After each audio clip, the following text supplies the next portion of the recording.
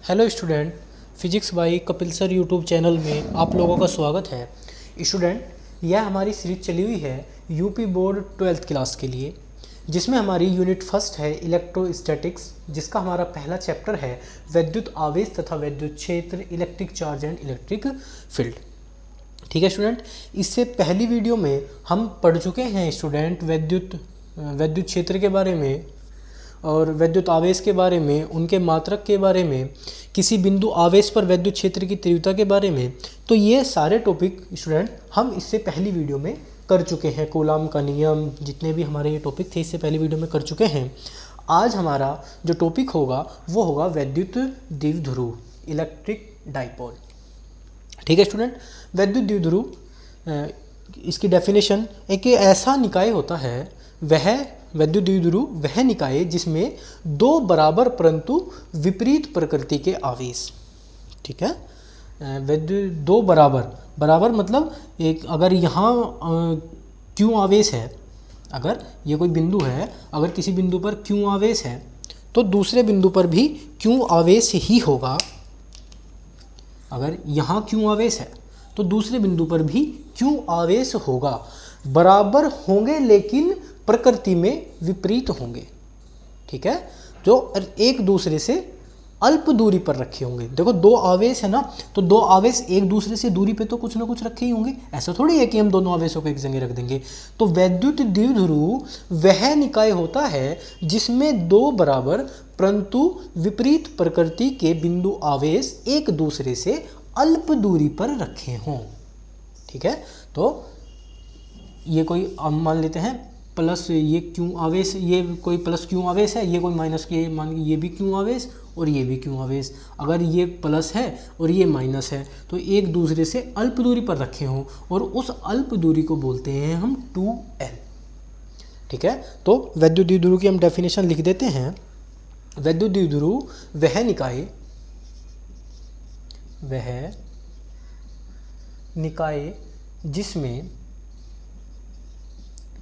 दो बराबर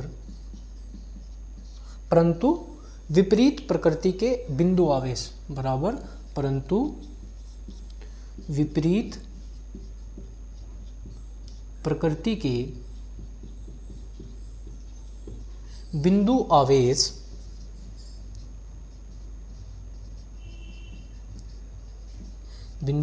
आवेश एक दूसरे से अल्प दूरी पर रखे हों। एक दूसरे से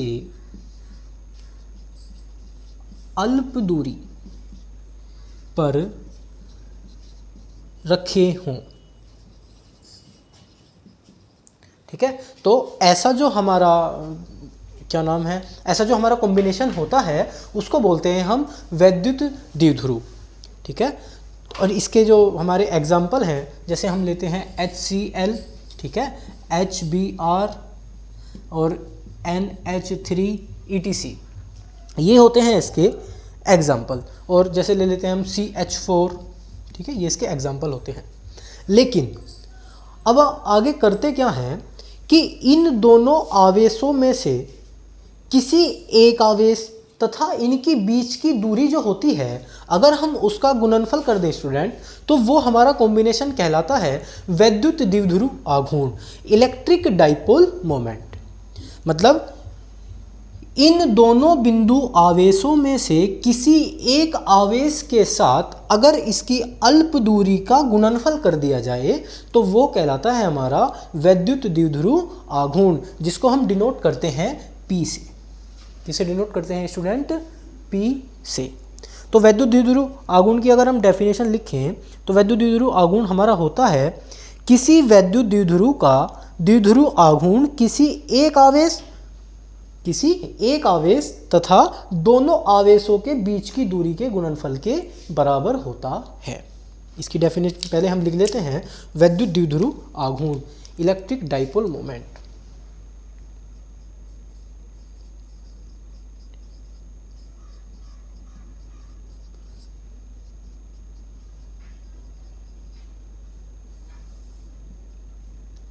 ठीक है, इलेक्ट्रिक डाइपोल मोमेंट किसी वैद्युत द्विध्रुवी का किसी वैद्युत द्विध्रुव आघूर्ण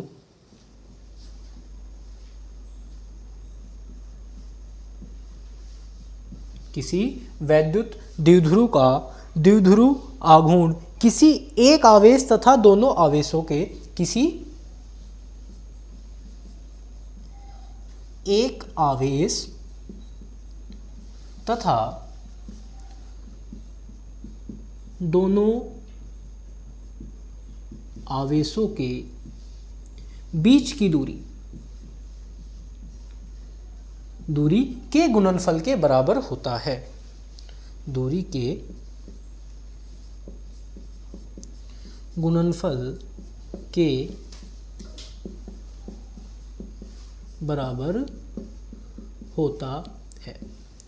तो स्टूडेंट, जो हमारा इलेक्ट्रिक डाइपोल मोमेंट होता है उसको हम डिनोट करते हैं P से।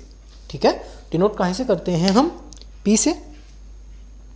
तो P इक्वल्स टू, ठीक है, अब देखो इन दोनों आवेशों में से हमें कोई एक आवेश लेना है, लिया जी हमने Q, एक आवेश ले लिया। दोनों के बीच की दूरी कितनी है? 2L। ठीक है, तो इसे हम लिख सकते हैं P is equal to 2QL। Student, ये कॉम्बिनेशन आपको आगे आने वाले जितने भी प्रूफ होंगे सभी के लिए मोस्ट इंपोर्टेंट है। ये वाला combination P is equal to 2QL। और वैद्युत द्विध्रुव आघूर्ण क्या होता है? एक सदिश राशि होती है। इलेक्ट्रिक डाइपोल मोमेंट जो होता है एक सदिश राशि होती है। और एक इसकी सबसे बड़ी बात क्या होती है? चलो ये एक सदिश राशि होती है, लेकिन इसकी जो दिशा होती है ना वो ऋण आवेश से धन आवेश की ओर होती है। मतलब वैद्युत द्विध्रुव आघूर्ण की दिशा, वैद्युत द्विध्रुव आघूर्ण की दिशा अक्ष के अनुदिश वैद्युत द्विध्रुव आघूर्ण की दिशा अक्ष के अनुदिश कैसी होती है? ऋण आवेश से धन आवेश की ओर होती है। ऋण आवेश से धन आवेश की ओर। अब एक बात बताइए, ऋण आवेश ये है और धन आवेश ये है। अब जब भी हम इस आगे आने वाले प्रूफ में वैद्युत द्विध्रुव की अक्षीय स्थिति पढ़ेंगे और निरक्षीय स्थिति पढ़ेंगे, तो उस स्टूडेंट हम उसमें करते क्या हैं? मानते हैं कि ये एक वैद्युत द्विध्रुव आघूर्ण है जिसकी स्थिति AB है, ये एक कोई माइनस Q आवेश है प्लस Q आवेश है, इन दोनों के बीच की दूरी 2L है, यहाँ कोई बिंदु P है, इससे R दूरी पर स्थित कोई बिंदु P जिस पे हमें वैद्युत क्षेत्र की तीव्रता का निर्धारण करना होता है। ऐसा हम पढ़ेंगे। लेकिन बहुत से स्टूडेंट गलती क्या करते हैं? आप लोग मोस्टली जो एग्जाम में गलती करते हो ना स्टूडेंट, आप ये गलती करते हो कि यहाँ तो ले लेते हो आप प्लस Q और यहाँ ले लेते हो माइनस Q। ठीक है, और फिर आप इन पर लगने वाले बल की दिशा को गलत कर देते हो, क्योंकि प्लस Q आवेश के कारण जो वैद्युत क्षेत्र में बल की दिशा होगी वो वैद्युत क्षेत्र के अनुदिश होगी, मतलब इस साइड होगी, और माइनस Q आवेश के कारण वैद्युत क्षेत्र की दिशा के विपरीत होगी। तो स्टूडेंट, हम यहाँ बहुत ज़्यादा गलती कर देते हैं। तो जो वैद्युत द्विध्रुव आघूर्ण की दिशा होती है ना अक्ष के अनुदिश, वो ऋण आवेश से धन आवेश की ओर होती है। यही रीज़न होता है कि हम यहाँ माइनस Q से, मतलब यहाँ माइनस Q आवेश लेंगे और यहाँ प्लस Q आवेश लेंगे। तो यही इसका मोस्टली रीज़न होता है, यहाँ माइनस Q और यहाँ प्लस Q। ठीक है, बहुत से स्टूडेंट इस बात में कंफ्यूज हो जाते हैं और पेपर में मोस्ट 100% बच्चा यहाँ गलती करता है। हमको ये गलती बिल्कुल भी नहीं करनी है। ठीक है, तो वैद्युत द्विध्रुव आघूर्ण एक कैसी राशि है? सदिश राशि। और वैद्युत द्विध्रुव आघूर्ण की दिशा अक्ष के अनुदिश ऋण आवेश से धन आवेश की ओर होती है। ये लिख देते हैं, अक्ष के अनुदिश ऋण आवेश से धन आवेश की ओर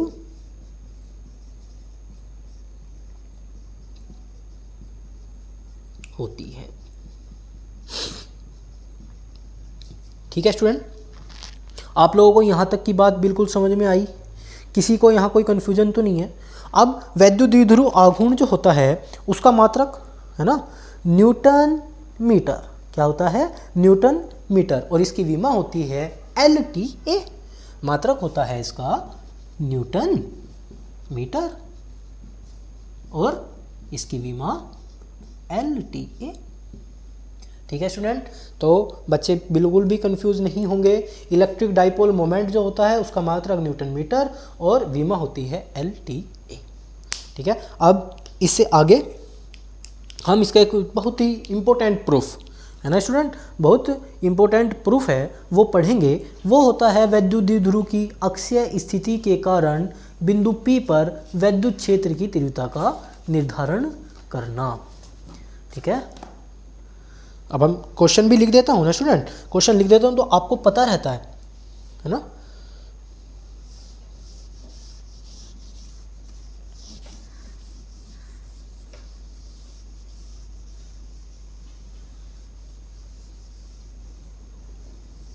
एक स्टूडेंट सबसे बड़ी बात, आप लोग जब भी क्वेश्चन लिखा मतलब आप जब भी ये नोट्स कॉपी करा करें या लिखा करें तो आप सबसे पहले क्वेश्चन लिखा करें। आप ये लिखें कि पेपर में ये जो क्वेश्चन आता है वो किस लैंग्वेज में पूछा जाता है। जो आपके मॉडल पेपर होते हैं, चित्रा, विद्या, मास्टरमाइंड, ये जितने भी होते हैं उनमें आप देखोगे कि क्वेश्चन लिखा होता है। यहाँ कोई क्वेश्चन लिखेगा और करके फिर नीचे क्वेश्चन लिखता है कि ये इस लैंग्वेज में भी पूछा गया है, इस लैंग्वेज में भी पूछा गया है।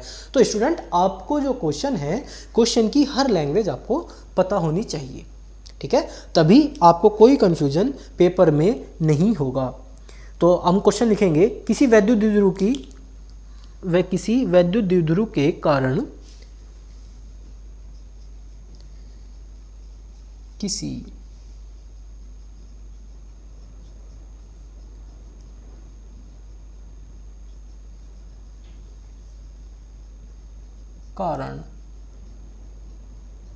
उसकी अक्षीय किसी वैद्युत द्विध्रुव के कारण उसकी अक्षीय स्थिति में किसी बिंदु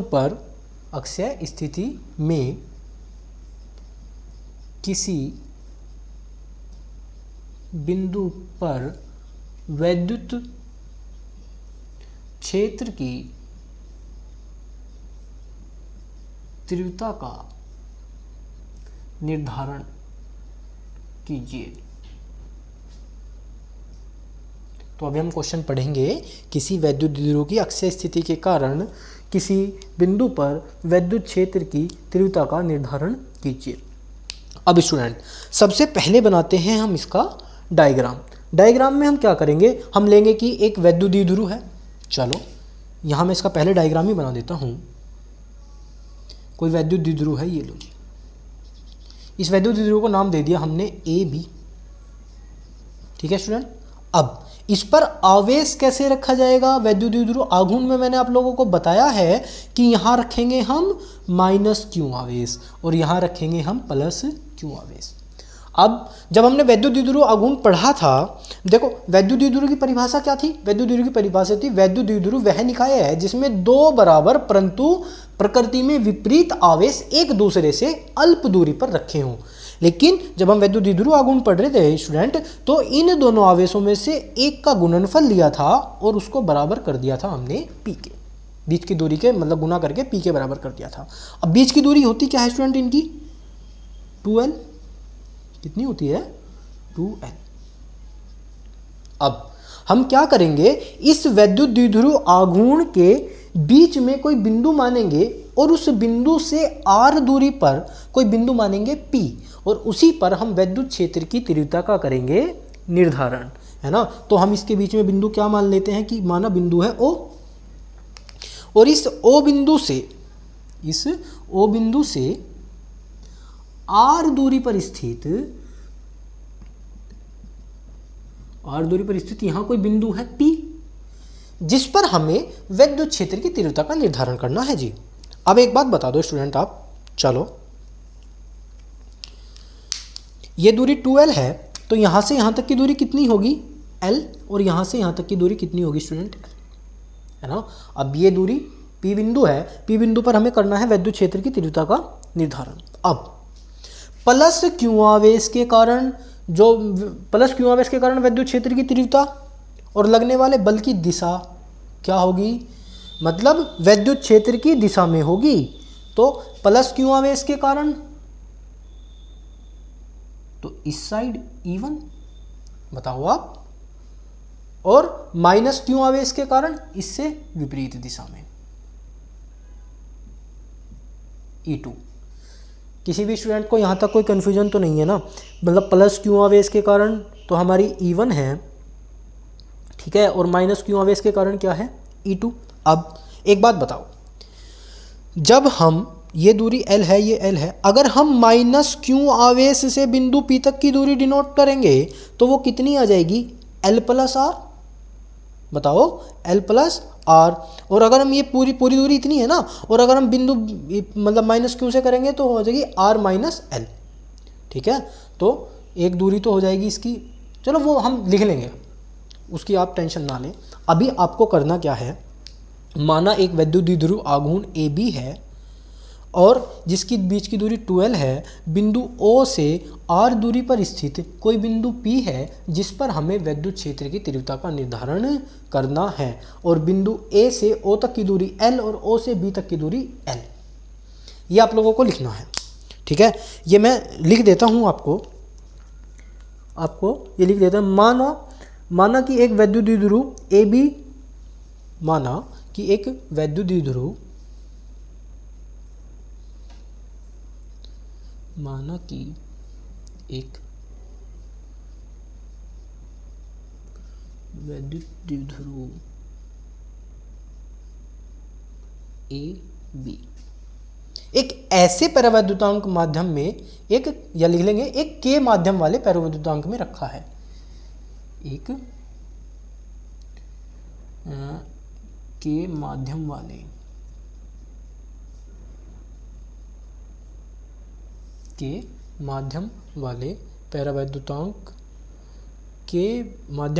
परावैद्युतांक में रखा है, या एक ऐसे माध्यम में रखा है जिसका परावैद्युतांक K है, एक ऐसे माध्यम में रखा है जिसका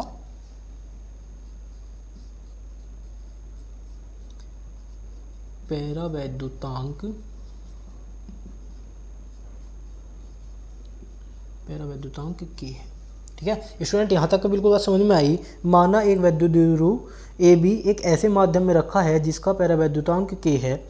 वैद्युत द्विध्रुव माइनस क्यू तथा प्लस क्यू आवेशों से बना है ना, वैद्युत द्विध्रुव माइनस क्यू और प्लस क्यू आवेशों से बना है, और बिंदु O से R दूरी पर स्थित बिंदु P है जिस पर हमें विद्युत क्षेत्र की तीव्रता का निर्धारण करना है। ये स्टूडेंट यहाँ तक की लाइन आप लोग लिख लोगे, ठीक है। और इन दिनों के बीच की दूरी कितनी है, 2L है ना, और एक बिंदु P है जिस पर हमें विद्युत क्षेत्र की तीव्रता का करना है निर्धारण, ठीक। अब हम पहले निकालेंगे प्लस क्यू आवेश के कारण विद्युत क्षेत्र की तीव्रता, फिर माइनस क्यू आवेश के कारण, या पहले माइनस क्यू आवेश के कारण फिर प्लस क्यू आवेश के कारण, ठीक है। अब माइनस के कारण मतलब प्लस क्यू आवेश के कारण तो होगी E1 और माइनस क्यू आवेश के कारण होगी E2, ठीक है जी। तो प्लस क्यू आवेश के कारण बिंदु P पर विद्युत क्षेत्र की तीव्रता,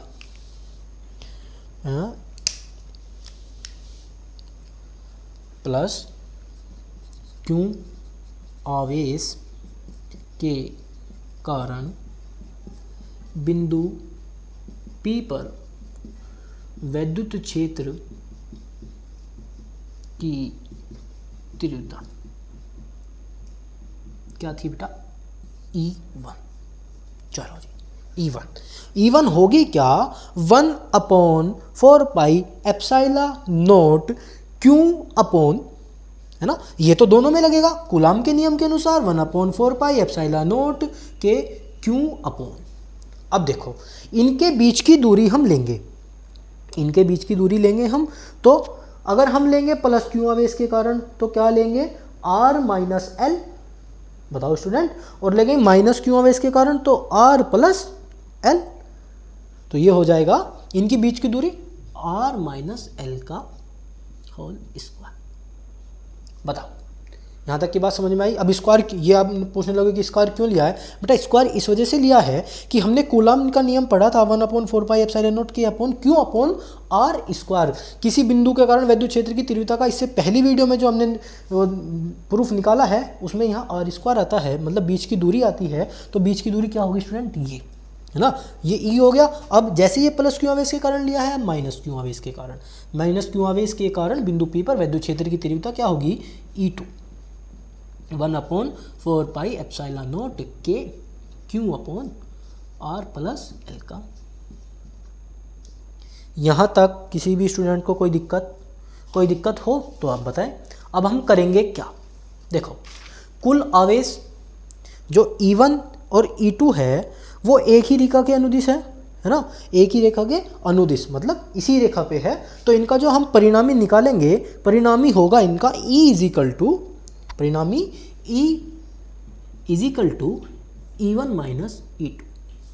कंफ्यूज नहीं होना, क्योंकि ये दोनों एक ही रेखा के अनुदिश हैं, तो इनका परिणामी होगा E is equal to E1 minus E2, दोनों है ना।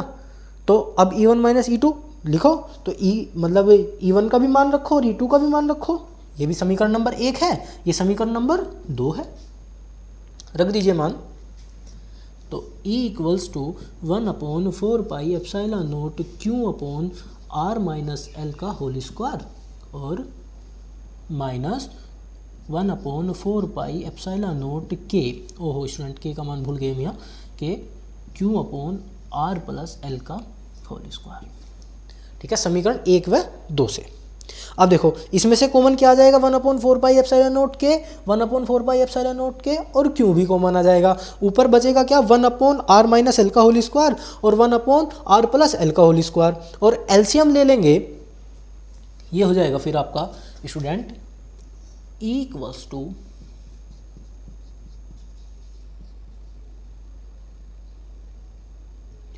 क्यू भी आपका, ये क्यू भी आपका कॉमन आ गया, 1/r माइनस एल का whole square minus 1/r plus L का होल स्क्वायर।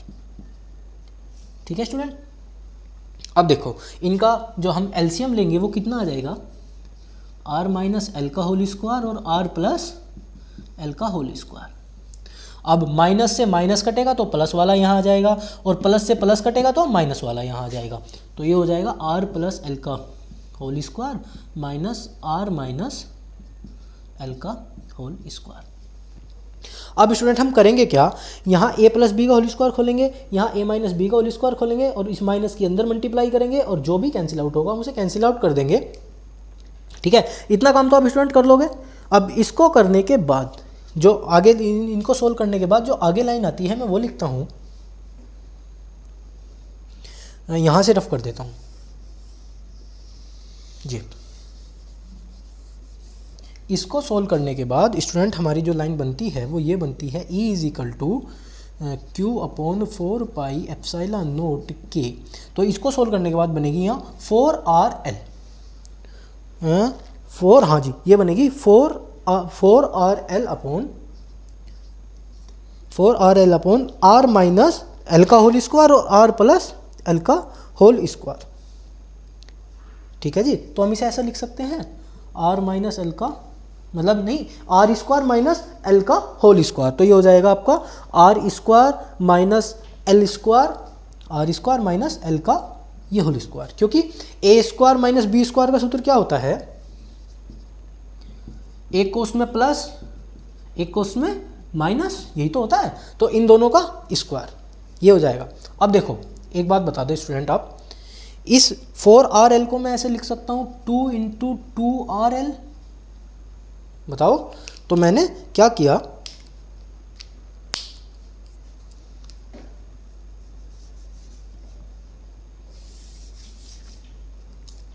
मैंने इसको लिख दिया E इक्वल्स टू 2Q, चलो अभी मैं ये फिर आपको समझ नहीं आएगा, इसको ऐसे ही लिखता हूँ, Q अपॉन 4πε0 के, है ना, इसे लिख दिया 2 × 2RL। कोई दिक्कत, upon R square minus L square का होल स्क्वायर। बताओ, अब देखो एक बात बताओ, 2QL को हम क्या लिख सकते हैं? हम वैद्युत द्विध्रुव आघूर्ण में हमने पढ़ा है P is equal to 2QL, तो हम लिख सकते हैं P, तो एक तो 2 और एक Q, एक L को हम लिख सकते हैं P, तो ये हो जाएगा हमारा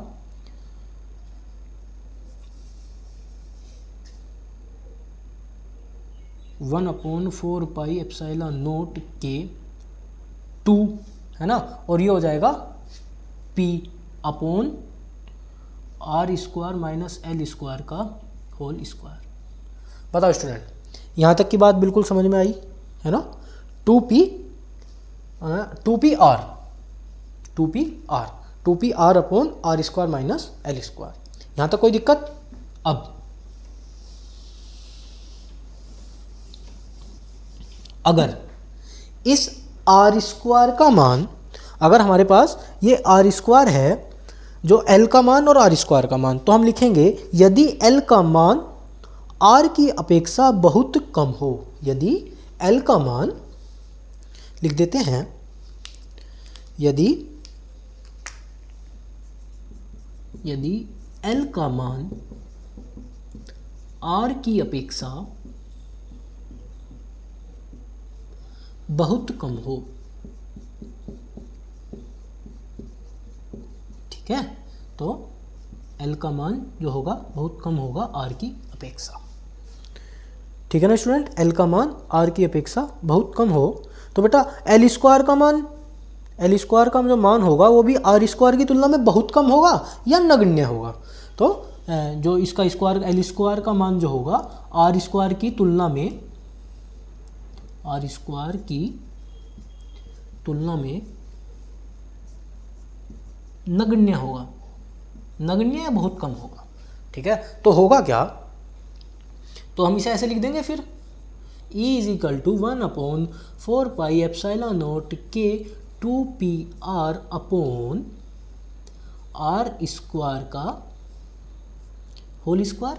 जब इसका मान बहुत कम हो जाएगा तो देखो, अब इसकी मल्टीप्लाई इसमें तो कितना हो जाएगा, इसकी पावर हो जाएगी 4, तो E is equal to 1/4 pi epsilon nought K2PR upon R की पावर 4, इसकी एक पावर से एक पावर कट जाएगी, तो क्या होगा 1/4 pi epsilon nought K2P upon R cube, यही होगा ना?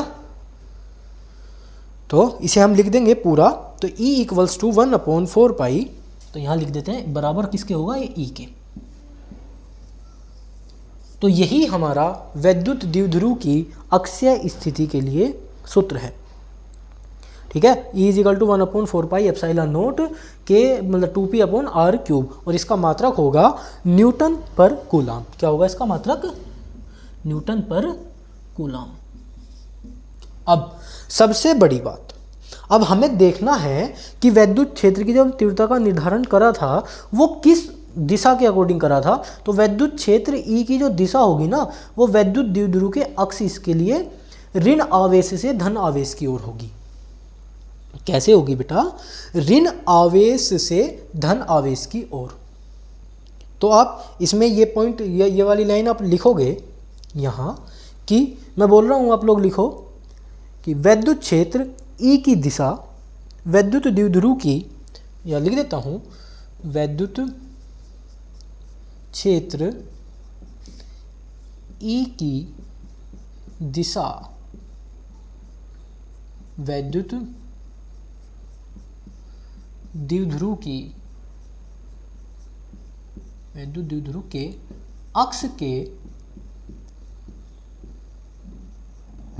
अनुदिश ऋण आवेश से धन आवेश की ओर हो, जो मतलब ऋण आवेश से धन आवेश की ओर है, ठीक है? तो स्टूडेंट एक बार मैं इसे रफली बता देता हूँ। वैद्युत द्विध्रुव आघूर्ण एक ऐसे वैद्युत द्विध्रुव आघूर्ण की अक्षीय स्थिति के लिए हमें सूत्र याद करना था।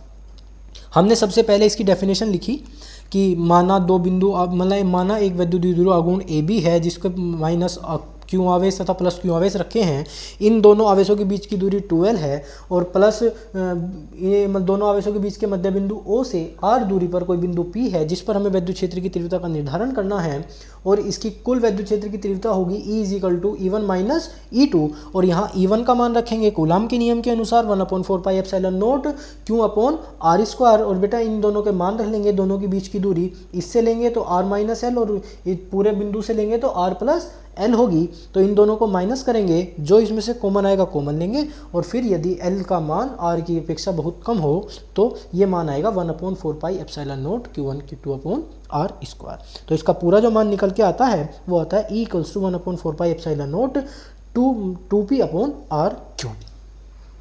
तो ये है हमारा वैद्युत द्विध्रुव की अक्षीय स्थिति के लिए। अब आगे हम प्रूफ करेंगे वैद्युत द्विध्रुव की निरक्षीय स्थिति के लिए।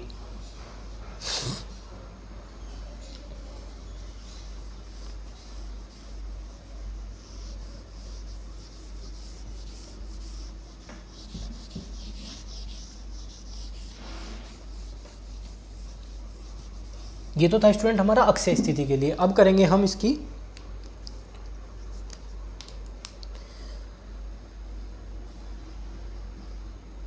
निरक्षीय स्थिति के लिए, या पूरा ही लिख देता हूँ है ना। यहाँ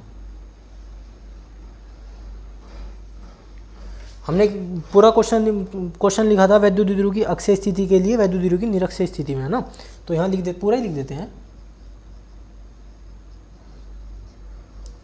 मैंने इसी क्वेश्चन में लिख दिया है, आप मॉडल में चेक कर लेंगे कि क्वेश्चन ऐसे ही लिखा है या कुछ अलग लिखा है, ठीक है। अब हमें करना क्या था, अब जब हम इसकी बात कर रहे थे अक्षीय स्थिति के लिए, अक्ष का मतलब होता है हमारा अक्ष, एक तो ये होता है एक्स अक्ष, और ये तो होता है एक्स एक्सिस, ये वाई एक्सिस, और ये जेड एक्सिस। अभी तो बात कर रहे थे हम अक्ष पे, हम बात कर रहे थे अक्ष पे। तो अक्ष होते कितने हैं, दो अक्ष होते हैं ना हमारे पास। वैसे तो काल्पनिक तो मानने को तो हमारे 3 एक्सिस होते हैं, जैसे हमारे घर का कोना होता है तो एक एक्स अक्ष मान लेते हैं, एक वाई अक्ष मान लेते हैं, एक जेड अक्ष मान लेते हैं, है ना। तो देखो सबसे पहली बात, आपको कंफ्यूज नहीं होना है एक्सिस में, ठीक है। हम इसमें भी वही करेंगे। सबसे पहले तो हम बनाते हैं इसका डायग्राम, ठीक है। डायग्राम में लो जी,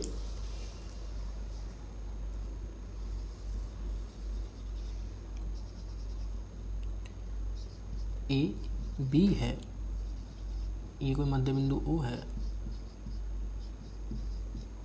ठीक है। पूरी दूरी 12 है, यहाँ माइनस क्यू आवेश है, यहाँ प्लस क्यू आवेश है,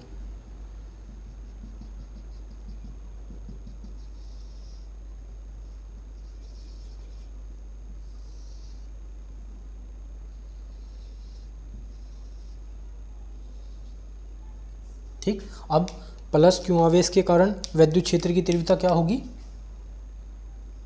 अक्ष के अनुदिश, और माइनस क्यू आवेश के कारण क्या होगी, ये होगी E1, ये होगी E2, और ये होगी इनकी परिणामी तीव्रता जिसे हम बोलेंगे E, और ये इनका एंगल बनता है कोण थीटा।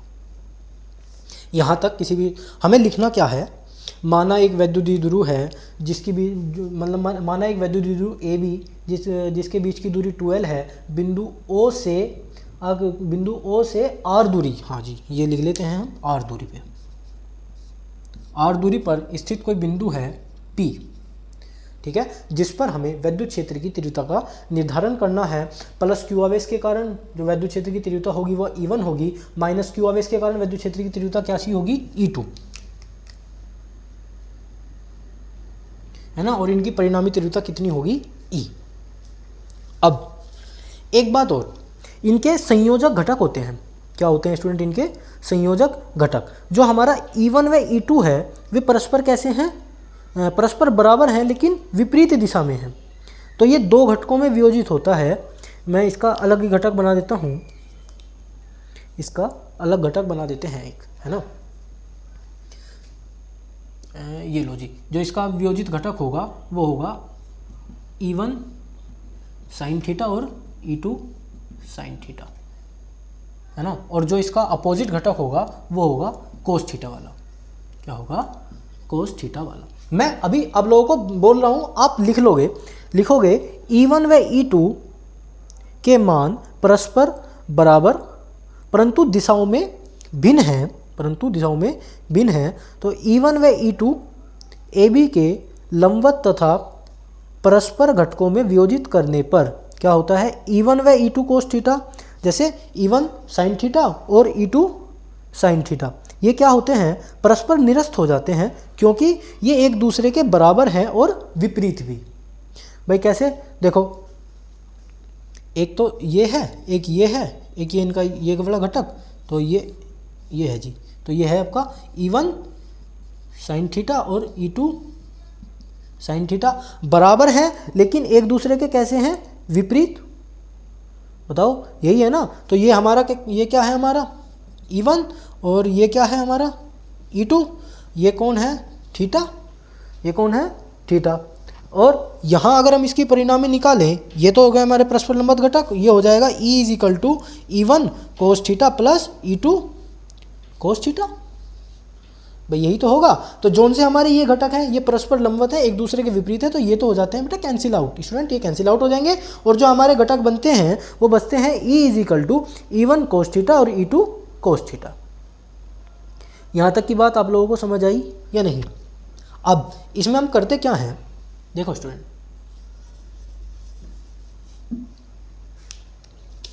ये एंगल कितना है, थीटा एंगल है ना, तो जो भी हमें इसमें लिखना है वो मैं आप लोगों को एक बार बोल देता हूँ।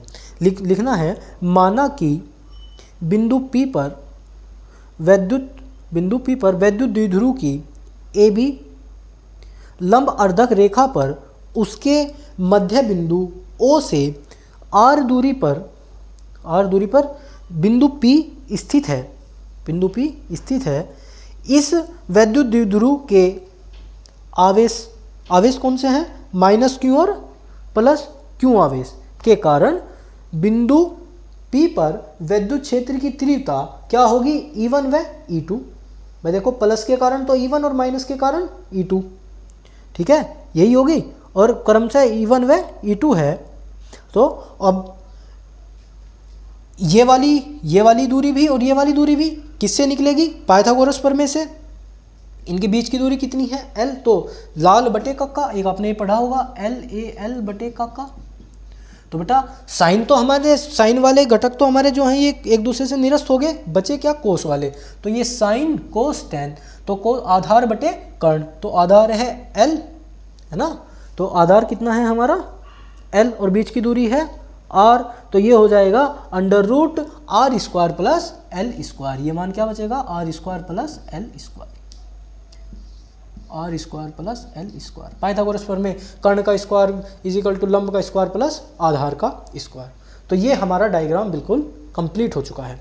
अब यहाँ से जो भी आप लोगों को लिखना था मैं वो बोल चुका हूँ।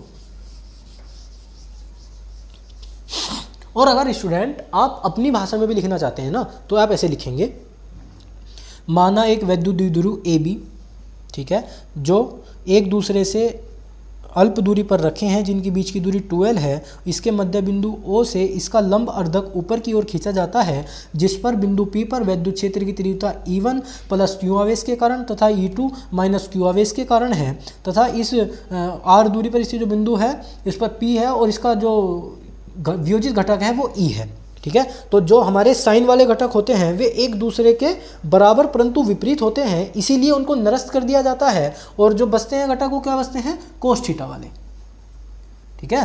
तो अब साइन थीटा वाले घटक तो हमारे वियोजित हो गए, अब मतलब निरस्त हो गए। अब जो घटक हमारे बचेंगे वो कौन से बचेंगे स्टूडेंट, कोस थीटा वाले। अब उसमें हम क्या लेंगे, इनका अब जो परिणामी घटक होगा E=E1 cos theta plus E2 cos theta, E=E1 cos theta plus E2 कोस थीटा। अब जैसे हमने पहले में किया है, देखो अब कोस थीटा का मान भी हम निकालेंगे। अब E1 का मान रख देंगे कूलाम के नियम अनुसार, E2 का मान रख देंगे कूलाम के नियम अनुसार, हम रखते हैं इसे। और कोस थीटा कितना हो जाएगा, 2 कोस थीटा। बहुत ही आसान है, E=1/4πε0 के Q/r², है ना।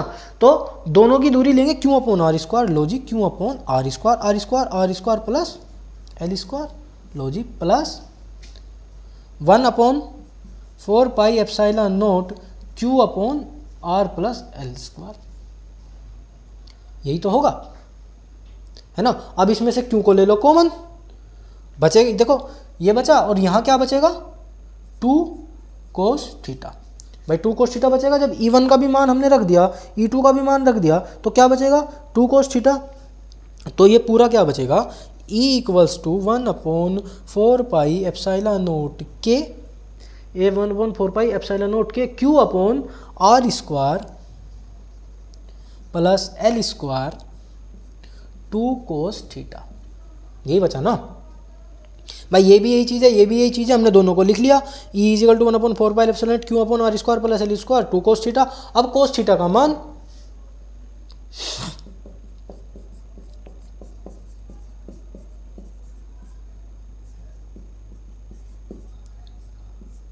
कोस थीटा का मान क्या आएगा, कोस थीटा होता है हमारा आधार बटे कर्ण, आधार है हमारा L, कर्ण है हमारा R square plus L square under root में इंटू एल अपॉन, इसको R square plus L square की पावर 1/2 लिख दे भाई, यही लिखा जाता है ना, R square plus L square की पावर 1/2।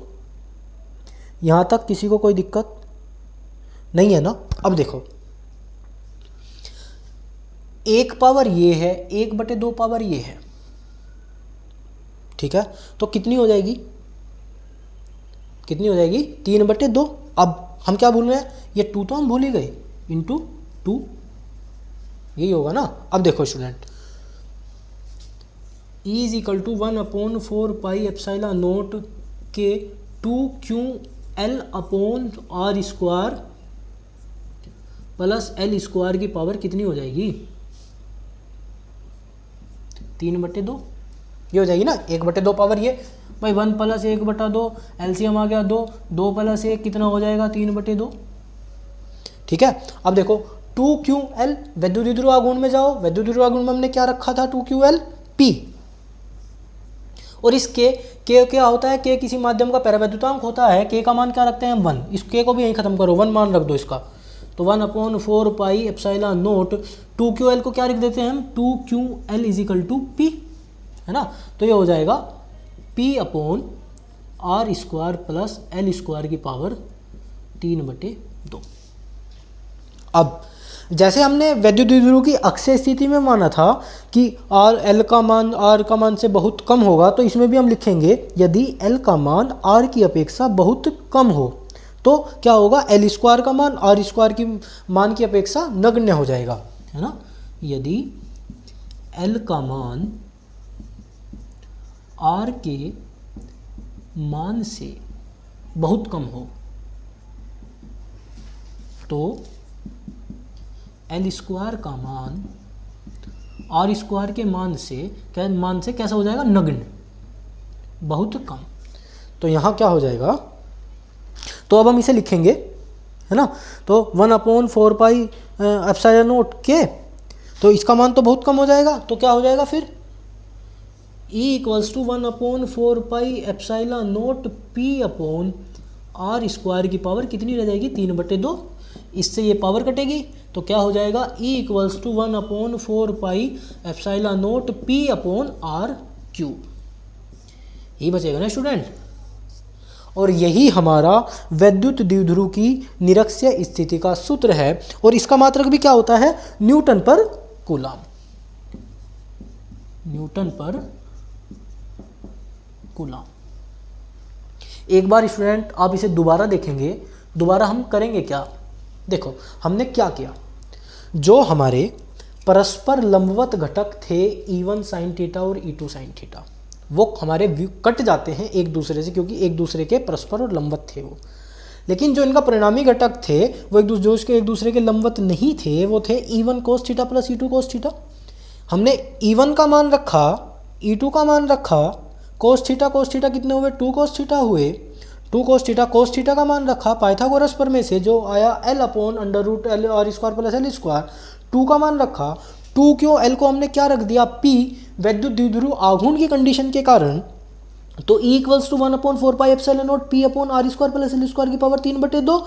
अब यदि L का मान R के मान की अपेक्षा बहुत कम हो तो L² का मान R² के मान की अपेक्षा कैसा हो जाएगा, नगण्य हो जाएगा। तो हमने मान रख दिया R² की पावर 3/2, स्क्वायर से स्क्वायर कटा, R की पावर कितनी होगी 3। तो E इक्वल्स टू 1/4πε0, इसका मात्रा हो गया न्यूटन पर कूलम। अब जो वैद्युत क्षेत्र की दिशा होती है वह वैद्युत अक्ष के समांतर होगी और धन आवेश से ऋण आवेश की ओर होगी। हम इसमें एक लाइन और लिखेंगे, वैद्युत क्षेत्र E की दिशा, वैद्युत द्विध्रुव की वैद्युत क्षेत्र E की दिशा, यही लिख देता हूँ, इसको रफ कर देता हूँ।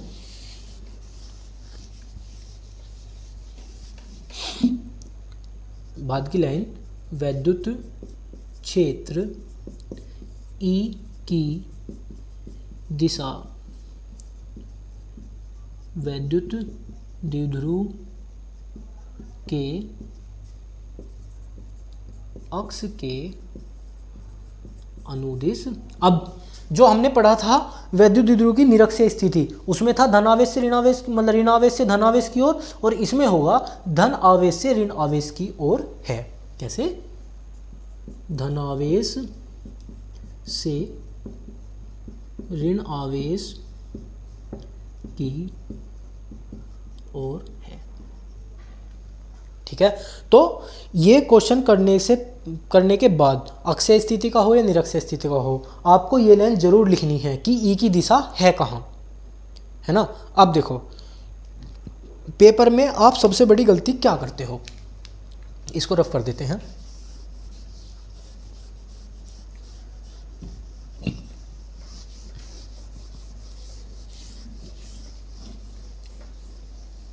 देखो स्टूडेंट, आप बस एक बात का ध्यान रखोगे,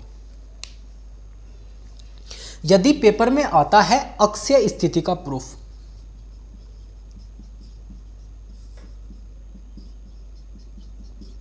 तो हमारे एक अक्ष कितने होते हैं, दो अक्ष, एक्स एक्सिस वाई एक्सिस। वैसे तो जेड एक्सिस भी होता है, लेकिन मैं आपको एक ट्रिक बता रहा हूं याद करने की, एक्स एक्सिस वाई एक्सिस।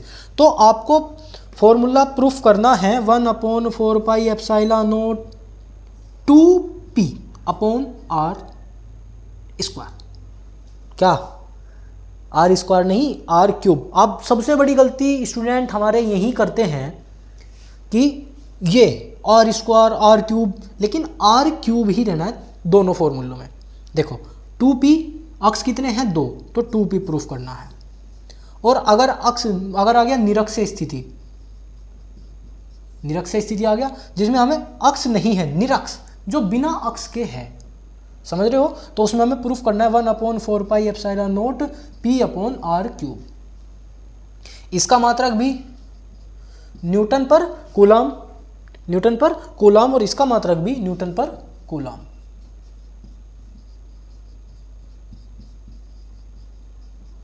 तो स्टूडेंट आपको बिल्कुल भी कंफ्यूजन नहीं होना है। अगर आता है अक्षीय स्थिति के लिए प्रूफ तो आपको करना है 2p अपॉन आर क्यूब, और अगर आता है निरक्षीय स्थिति के लिए प्रूफ तो करना है p अपॉन आर क्यूब। और ये दोनों कंडीशन बराबर किसकी होती हैं, E के। ठीक है, जो हमारा अक्षीय स्थिति है उसको आपको E1 माइनस E2 करना है, जो निरक्षीय स्थिति है उसको आपको करना है E1 cos theta plus E2 cos theta, दोनों में मान रख के आपको रखना है। तो स्टूडेंट आज की वीडियो में इतना ही, आगे वीडियो में मिलेंगे हम किसी नेक्स्ट टॉपिक के साथ। ठीक है, थैंक यू स्टूडेंट।